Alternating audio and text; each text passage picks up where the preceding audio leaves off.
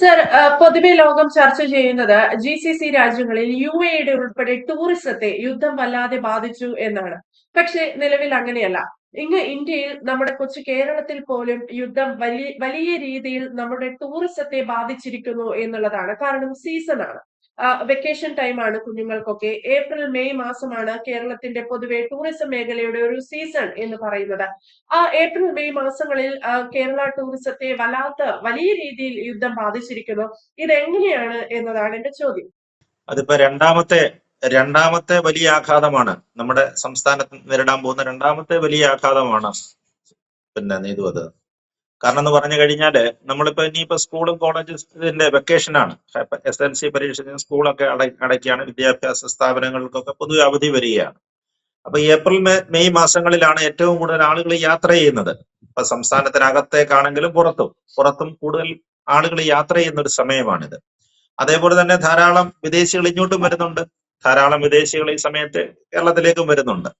കാരണം നമ്മുടെ ഹൈറേഞ്ചിലൊക്കെ ഹോട്ടൽസിലൊക്കെ നല്ല ബുക്കിംഗ് ഒക്കെ നടക്കുന്ന സമയമാണ്.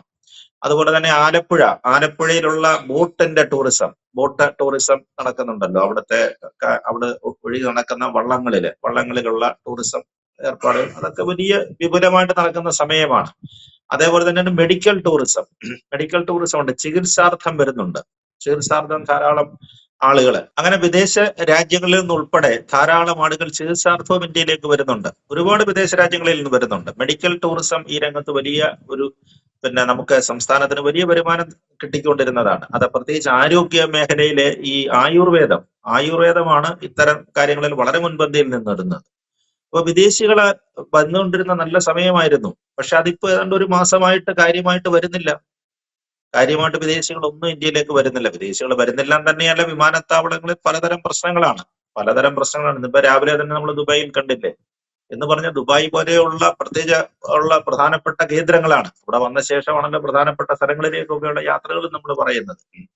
അപ്പൊ അങ്ങനെ വരുമ്പോഴേ ദുബായിൽ അടക്കമുള്ള സ്ഥലങ്ങളിലെ പ്രശ്നങ്ങൾ ഒരുപാട് ബാധിച്ചിരിക്കുകയാണ് നമ്മളെ. ഞാൻ നേരത്തെ പറഞ്ഞതുപോലെ തന്നെയാണ് നമ്മുടെ ഹൈറേഞ്ച് ടൂറിസവും കായൽ ടൂറിസവുമാണ് ഗുരുതരമായ പ്രത്യാഘാതങ്ങൾ നേരിടാൻ പോകുന്നെന്നാണ് തോന്നുന്നത് അവസ്ഥ കണ്ടിട്ട്. അതിന് രണ്ട് റീസൺസ് ഉണ്ട്. ഒന്ന്, അവരാരും വരുന്നില്ല. അതേപോലെ തന്നെ ഡൊമസ്റ്റിക് ഇന്ത്യക്ക് അകത്തുള്ള ആളുകൾ, പ്രത്യേകിച്ച് കേരളത്തിലുള്ള ആളുകളും ഇന്ത്യക്ക് അകത്തുള്ള ആളുകളും പരസ്പരം യാത്ര ചെയ്യാനും ബുദ്ധിമുട്ടുണ്ട്. അവരുടെ ബുദ്ധിമുട്ടെന്ന് പറയുന്നത് ആഹാരം കിട്ടുകയില്ല. എവിടുന്ന് ആഹാരം കിട്ടാനാണ്? നമ്മളിപ്പോ യാത്ര ചെയ്തെന്ന് പറഞ്ഞിട്ട് കാര്യമില്ലല്ലോ, ആഹാരം വേണ്ടേ? ആഹാരത്തിനാണെങ്കിൽ ഇത്തരം ഹോട്ടലുകളിലും അങ്ങനെയുള്ള ടൂറിസ്റ്റ് സ്പോട്ടിലൊക്കെ എന്ന് പറഞ്ഞു കഴിഞ്ഞാൽ എല്ലാം ഗ്യാസ് കുക്കിംഗ് ആണ് ഉള്ള സംവിധാനങ്ങളാണ് ഉള്ളത്. അല്ലാതെ ഇപ്പൊ വിറകടുപ്പും മറ്റുള്ള സംവിധാനങ്ങളൊന്നും അവിടെ ഇല്ല. അവിടെയൊക്കെ കിട്ടുന്ന ഭക്ഷണങ്ങളും ആ നിലവിലുള്ളതാണ്. അപ്പൊ അങ്ങനെ വരുമ്പോൾ നമ്മൾ ശ്രദ്ധിക്കേണ്ട കാര്യങ്ങളാണ്. വയനാട്, മൂന്നാർ, ഇടുക്കി വയനാട് ജില്ലകളിലൊക്കെ വലിയ കാര്യമായിട്ട് ബാധിക്കുമെന്നാണ് എനിക്ക് തോന്നുന്നത്. പല ഹോട്ടൽസുകളിൽ നിന്നൊക്കെ ചില സൂചനകൾ വരുന്നുണ്ട്. അവർക്ക് നേരത്തെ തന്നെ ഡൊമസ്റ്റിക് നമ്മുടെ നാട്ടിലുള്ള ആളുകളുടെ പാക്കേജുകളും ഒക്കെ ഉണ്ടായിരുന്നു. പാക്കേജുകൾ പ്രഖ്യാപിച്ചിരുന്നു. അല്ലെ അതിന്റെ ഒരു സമയമൊക്കെ ആയിരുന്നു. പക്ഷെ അതൊന്നും കാര്യമായ രീതിയിലേക്ക് മുന്നോട്ട് വരുന്നില്ലെന്നാണ് പറയുന്നത്. അപ്പൊ എങ്ങനെ വരുമെന്ന് അറിയത്തില്ല. കാരണം വെക്കേഷൻ ആകുന്ന സമയത്ത് വലിയ യാത്രയാണ്. നമ്മൾ എവിടെ ഏത് ടൂറിസ്റ്റ് കേന്ദ്രത്തിൽ ചെന്ന് കഴിഞ്ഞാലും ഭയങ്കര തിരക്കാണ്. കേരളത്തിൽ നിന്നുള്ളവർ പുറത്തേക്ക് പോകും, അതുപോലെ പുറത്തേക്കുള്ളവർ കേരളത്തിലേക്കും വരുന്നത്. വലിയ തിരക്കായിരുന്നു. പക്ഷെ അതൊന്നും ഇപ്രാവശ്യം എങ്ങനെ കണ്ട് നടക്കുമെന്നുള്ള കാര്യത്തിൽ വലിയ ബുദ്ധിമുട്ടാണ്. ആഹാരം കിട്ടിയില്ലേ പിന്നെ എന്ത് ചെയ്യാൻ പറ്റും?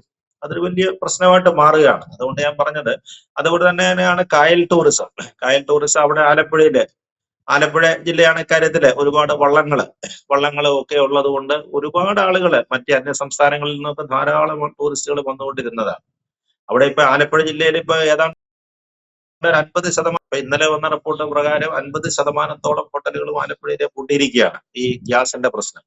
ഈ പുരവഞ്ചിക്കകത്തിലും ഈ കായൽ ടൂറിസത്തിനകത്തിലെ പുരവഞ്ചിക്കകത്ത് ഉപയോഗിക്കുന്നത് ഗ്യാസ് സിലിണ്ടറുകളാണ്. ഗ്യാസ് സിലിണ്ടർ ഉപയോഗിച്ചിട്ട് അതിനകത്ത് ചെയ്യാനൊക്കത്തുള്ളൂ. അവർക്ക് ഭക്ഷണവും കൊടുക്കുന്നുണ്ടായിരുന്നു. ഇപ്പൊ കായലിൽ രാത്രി പുരവഞ്ചിയിൽ തങ്ങുന്ന ആളുകൾക്ക് അവിടെ തന്നെയാണ്, അതിനകത്ത് തന്നെ ഭക്ഷണവും വെച്ച് കൊടുക്കുന്നുണ്ടായിരുന്നു. രണ്ടും കൂടെയാണ്. അപ്പൊ അങ്ങനെയാണ് അത് പൊയ്ക്കൊണ്ടിരുന്നത്. അതിനെയൊക്കെ എത്ര കണ്ട് ബാധിക്കുമെന്ന് എനിക്ക് അറിഞ്ഞുകൂടാ. ഒരു വല്ലാത്ത സാഹചര്യത്തിലേക്കാണ് പോകുന്നത്. അതുപോലെ തന്നെയാണ് മെഡിക്കൽ ടൂറിസം. മെഡിക്കൽ ടൂറിസത്തിൽ ഇത് പറയണം, ആയുർവേദ ചികിത്സയ്ക്ക് കേരളമാണല്ലോ അതിന്റെ ഒരു തനത് ചികിത്സ രീതികൾ ഏറ്റവും കൂടുതൽ നന്നായിട്ട് ഡെവലപ്പ് ചെയ്തെടുത്തിരിക്കുന്നതും എല്ലാവരും എല്ലാ രാജ്യങ്ങളിൽ നിന്നുള്ള സ്വീകാര്യതയാണ്, വിദേശ രാജ്യങ്ങളിൽ നിന്നുള്ള സ്വീകാര്യതയാണ് നമ്മുടെ ആയുർവേദ മേഖലയ്ക്കുള്ളതെന്ന് പറയുന്നത്. ധാരാളം വിദേശികൾ വരുന്നുണ്ടായിരുന്നു, ധാരാളം വിദേശികൾ തിരുവനന്തപുരത്തൊക്കെ വലിയ റിസോർട്ട് പോലത്തെ ആയുർവേദ ചികിത്സാലയങ്ങൾ, കോവളം, തിരുവനന്തപുരം ഭാഗങ്ങളിലൊക്കെ വലിയ കേന്ദ്രങ്ങളൊക്കെ ഉണ്ട്, അത് മലബാറിലും ഉണ്ട് അത്തരം കേന്ദ്രങ്ങളൊക്കെ. അവിടത്തേക്കൊക്കെ വിദേശികൾ വരുന്നില്ല. വിദേശികളുടെ യാത്ര പറഞ്ഞില്ലേ, ഇപ്പൊ അമേരിക്കൻസ് പ്രത്യേകിച്ച് സംബന്ധിച്ചിടത്തോളം അവർ യാത്ര ചെയ്യുന്നതേ ഇല്ല, US പൗരന്മാരൊന്നും യാത്ര ചെയ്യുന്നതേ ഇല്ല. എല്ലാവരോടും ഇപ്പൊ കഴിഞ്ഞ ദിവസം ദുബൈയിൽ നിന്ന് വന്നിരിക്കുന്ന വാർത്ത അനുസരിച്ച് ബാങ്കുകൾ അടക്കമുള്ള സ്ഥാപനങ്ങൾ അടച്ച ശേഷം വിദേശികളെല്ലാം ഭയമാണ്. അപ്പൊ നമുക്ക് പറയാനൊക്കത്തില്ല, ഇതിന്റെ പ്രത്യാഘാതങ്ങൾ എന്താണെന്ന് പറയാനൊക്കത്തില്ല. അപ്പൊ അത്തരത്തിലുള്ള വലിയ ദോഷകരമായ കാര്യങ്ങൾ ഇതിനെ ബാധിച്ചുകൊണ്ടിരിക്കുകയാണ്. അതുകൊണ്ടാണ് പറഞ്ഞത് ഇതിനെ വലിയ യുദ്ധത്തിന്റെ ഇമ്പാക്ട് നമ്മൾ പറഞ്ഞില്ലേ, ഇപ്പൊ ഇന്ത്യയാണ് ഏറ്റവും കൂടുതൽ ബാധിക്കുന്നത്. അതേപോലെ നമ്മുടെ കൊച്ചു കേരളവും അതിനെ നേരിടാൻ പോവുകയാണ്. വലിയ ഗുരുതരമായ ഒരു സാഹചര്യത്തിലേക്കാണ്. ഇപ്പൊ ഇന്നലെ 2 കപ്പലുകൾ വന്നിട്ടുണ്ട്, 2 കപ്പലിൽ ക്രൂഡ് വന്നിട്ടുണ്ടെന്നാണ് പറയുന്നത്. പക്ഷെ LPG എന്ത് ചെയ്യും? ക്രൂഡ് ഇന്നലെ നമ്മുടെ വില കൺട്രോൾ ചെയ്യണം.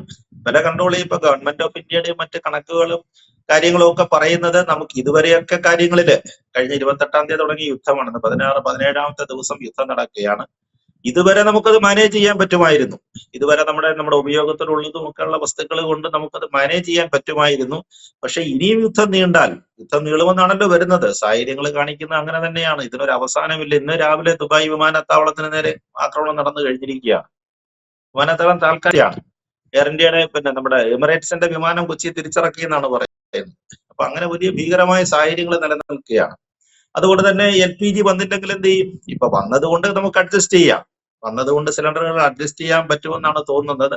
ഗ്യാസ് സിലിണ്ടറുകൾ അങ്ങനെ. പക്ഷേ CNGക്കും LPGക്കും നമുക്ക് സബ്സ്റ്റിറ്റ്യൂട്ട് ഇല്ലല്ലോ, നമുക്ക് എന്ത് ചെയ്യാൻ പറ്റും? അതുപോലെ ക്രൂഡിന്റെ വില ഇപ്പൊ ഏതാണ്ട് 100-ന് മുകളിൽ കടന്ന് നിൽക്കുകയാണ്. 90-100 റേഞ്ചിലാണ് അത് വയ്ക്കുന്നത്. 70-ൽ നിന്ന് പെട്ടെന്ന് കുതിച്ചിരിക്കുകയാണ്.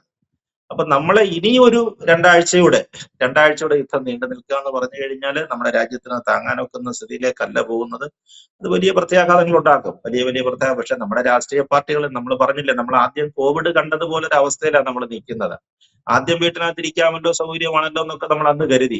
കോവിഡ് സമയത്ത് വെറുതെ വീട്ടിൽ ഇരുന്നാൽ മതിയല്ലോ എന്നൊക്കെ കരുതി. പക്ഷെ അവസാനം 1 വർഷം അല്ലെ, 1 വർഷം 2 വർഷം പുറത്തിറങ്ങാൻ വയ്യാത്തൊരു സാഹചര്യം വന്നപ്പോഴാണ് നമ്മൾ ഇതിന്റെ ബുദ്ധിമുട്ട് മനസ്സിലാക്കിയത്. അപ്പൊ യുദ്ധം ആ രീതിയിലേക്കാണ്. മധ്യസ്ഥന്മാരില്ല, ഇപ്പോഴും മധ്യസ്ഥന്മാരില്ല. ആരെങ്കിലും ഇത് തീർക്കാനായിട്ടുണ്ടോ എന്ന് ചോദിച്ചാൽ ആരുമില്ല. ആകെ കൂടെ കിട്ടിയ നമുക്കൊരു കൺസെഷൻ എന്ന് പറഞ്ഞാല് ആ കടലിടുക്കിൽ കൂടെ, നമ്മുടെ ഹോർമുസ് കടലിടുക്കിൽ കൂടെ നമ്മുടെ 2 കപ്പലുകൾ കടത്തി വിട്ടു. ആ ഒരു സഹായം മാത്രമേ നമുക്ക് കിട്ടിയിട്ടുള്ളൂ. മധ്യസ്ഥന്മാരില്ലാതെ പോകുന്നൊരു യുദ്ധമാണ്. നമ്മൾ പറഞ്ഞില്ല, നാഥനില്ല കളരി പോലെ നടക്കുകയാണ് കാര്യങ്ങളൊക്കെ. അപ്പൊ വളരെ നമ്മുടെ കേരളത്തെയാണ് ഞാൻ ആദ്യം പറഞ്ഞതുപോലെ തന്നെ കാര്യമായിട്ട് ബാധിക്കാൻ പോകുന്ന ഒരു സംസ്ഥാനം കേരളമായിരിക്കുമെന്നാണ് എനിക്ക് തോന്നുന്നത്. യെസ്, എന്തായാലും കേരള ടൂറിസത്തെയും ഇറാൻ സംഘർഷം ബാധിക്കുന്നു എന്നുള്ളതാണ്. രാജഗോപാൽ സാർ സൂചിപ്പിച്ചതുപോലെ മെഡിക്കൽ ടൂറിസം ഈ രംഗത്തുമൊക്കെ ഈ ഏപ്രിൽ മെയ് മാസങ്ങളിൽ വിവിധ സംസ്ഥാനങ്ങളിൽ നിന്നൊക്കെ ആളുകൾ എത്തിച്ചേരുന്ന ഒരു സമയമായിരുന്നു. കേരളത്തിന്റെ മെഡിക്കൽ രംഗത്തേക്ക് അല്ലെങ്കിൽ വിവിധ തരത്തിലുള്ള ആശുപത്രികളിലേക്ക് ആയുർവേദ ചികിത്സകൾ ഉൾപ്പെടെ ഇത്തരത്തിലുള്ള സകല ചികിത്സകൾക്കുമായി പലതരത്തിൽ ആളുകൾ, കുട്ടികൾ ഉൾപ്പെടെ വരുന്ന ഒരു സമയമാണ്. അതുപോലെ തന്നെയാണ് ടൂറിസം. വിനോദ മേഖലയെ സംബന്ധിച്ചിടത്തോളം വളരെ മികച്ച ഒരു സമയം തന്നെയായിരുന്നു ഏപ്രിൽ മെയ് മാസം എന്നുള്ളത്. ഇതിനെയൊക്കെ പ്രതികൂലമായിട്ടാണ് ബാധിക്കാൻ പോകുന്നത്. മിക്ക ഹോട്ടലുകളും റിസോർട്ടുകളും ഒക്കെ അടഞ്ഞു കിടക്കാൻ പോകുന്നു, അല്ലെങ്കിൽ ചിലതൊക്കെ അടച്ചിട്ടിരിക്കുന്നു എന്നതാണ് വസ്തുത. യഥാർത്ഥത്തിൽ വന്നാൽ താമസിക്കാനോ അല്ലെങ്കിൽ ഭക്ഷണം കഴിക്കാനോ മതിയായ ഒരു സൗകര്യം ഉണ്ടാകില്ല എന്നതാണ് റിയാലിറ്റി എന്ന് പറയുന്നത്. എന്തായാലും വ്യക്തമാണ്. Thank you sir. കൂടുതൽ വാർത്തകളും വിശേഷങ്ങളും നിങ്ങളിലേക്ക് എത്താൻ ABC മലയാളം സബ്സ്ക്രൈബ് ചെയ്യുക, ബെൽ ബട്ടണും അമർത്തുക.